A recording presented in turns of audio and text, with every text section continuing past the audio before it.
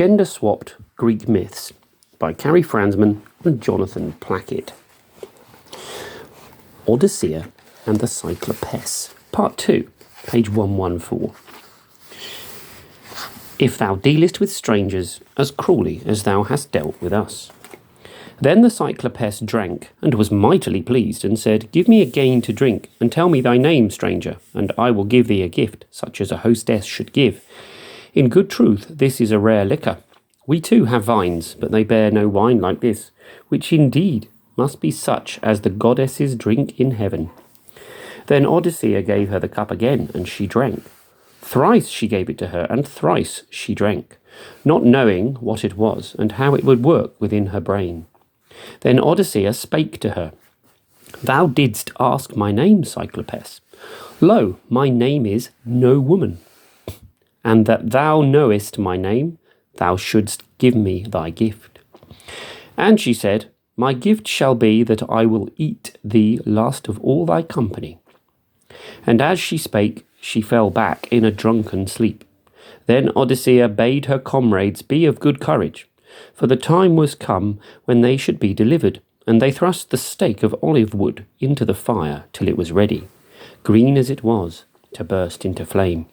And they thrust it into the monster's eye, for she had but one eye, and that in the midst of her forehead, with the eyebrow below it.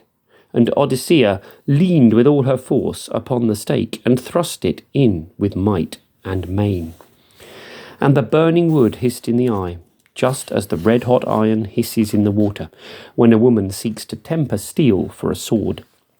Then the giantess leapt up, and tore away the stake, and cried aloud, so that all the Cyclopesses who dwelt on the mountainside heard her, and came about her cave, asking her, What aileth thee, Polyphema? What thou makest this uproar in the peaceful night, driving away sleep? Is anyone robbing thee of thy sheep, or seeking to slay thee by craft or force? And the giantess answered, No woman slays me by craft. Nay, but, they said, if no woman does thee wrong, we cannot help thee. The sickness which great Zia may send, who can avoid? Pray to our mother Poseidina for help. Then they departed, and Odyssea was glad at heart for the good success of her device, when she said that she was no woman.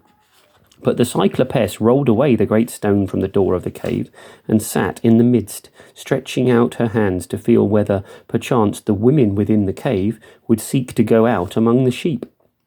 Long did Odyssea think how she and her comrades should best escape. At last she lighted upon a good device, and much she thanked Zia for that this once the giantess had driven the ewes with the other sheep into the cave. For these being great and strong, she fastened her comrades under the bellies of the beasts, tying them with osier twigs, of which the giantess made her bed. One ewe she took and fastened a woman beneath it, and 2 others she set, one on either side. So she did with the 6, for but 6 were left out of the 12 who had ventured with her from the ship. And there was one mighty ewe far larger than all the others, and to this Odyssea clung, grasping the fleece tight with both her hands. So they waited for the morning, and when the morning came, the ewes rushed forth to the pasture. But the giantess sat in the door, and felt the back of each as it went by, nor thought to try what might be underneath. Last of all went the great ewe, and the Cyclopess knew her as she passed, and said, How is this, thou who art the leader of the flock?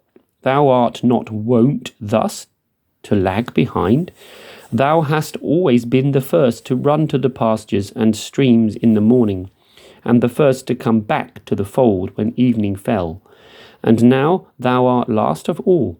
Perhaps thou art troubled about thy mistress's eye, which some wretch, No Woman, they call her, has destroyed. Having first mastered me with wine, she has not escaped. I ween, I would that thou couldst speak and tell me where she is lurking. Of a truth, I would dash out her brains upon the ground, and avenge me of this No Woman. So speaking, she let her pass out of the cave.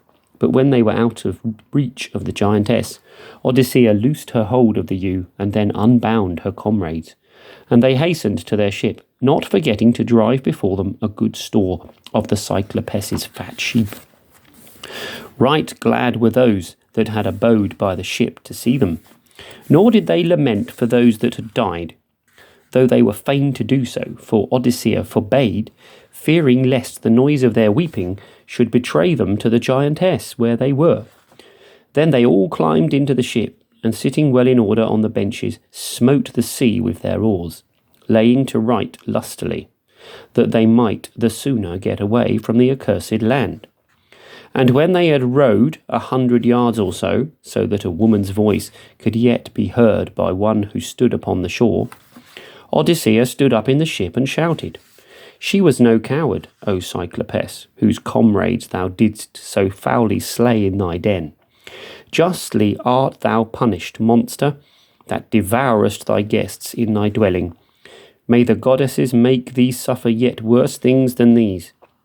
Then the Cyclopess, in her wrath, broke off the top of a great hill, a mighty rock, and hurled it where she had heard the voice.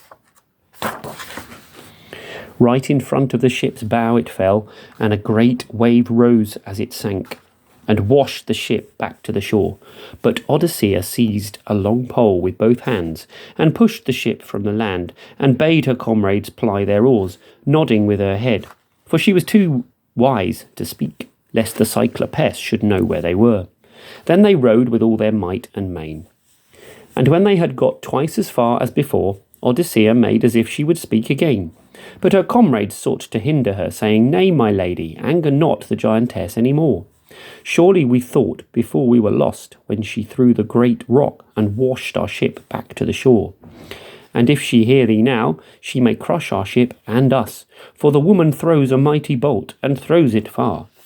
But Odyssea would not be persuaded, but stood up and said, Hear, Cyclopess, if any woman ask who blinded thee, say that it was the warrior Odyssea, daughter of Laertes, dwelling in Ithaca.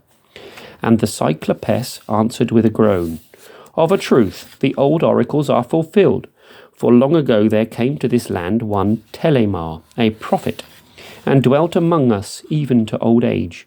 This woman foretold me that one Odyssea would rob me of my sight. But I looked for a great woman and a strong, who should subdue me by force, and now a weakling has done the deed, having cheated me with wine. But come thou hither, Odyssea, and I will be a hostess indeed to thee, or at least may Poseidon give thee such a voyage to thy home as I would wish thee to have. For know that Poseidona is my mother. Maybe that she may heal me of my grievous wound. And Odyssea said, Would to the goddesses I could send 3 down to the abode of the dead, where thou wouldst be past all healing, even from Poseidona's self. Then the Cyclopess lifted up her hands to Poseidona and prayed, Hear me, Poseidona, if I am indeed thy daughter, and thou my mother. May this Odyssea never reach her home, or if the fates have ordered that she should reach it, may she come alone, all her comrades lost, and come to find sore trouble in her house. And as she ended, she hurled another mighty rock, which almost lighted on the rudder's end, yet missed it as if by a hair's breadth.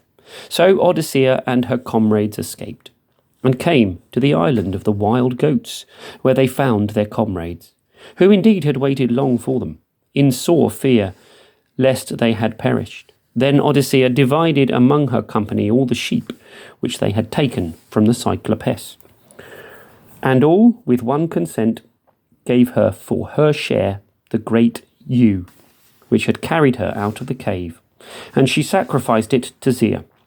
And all that day they feasted right merrily on the flesh of sheep and on sweet wine.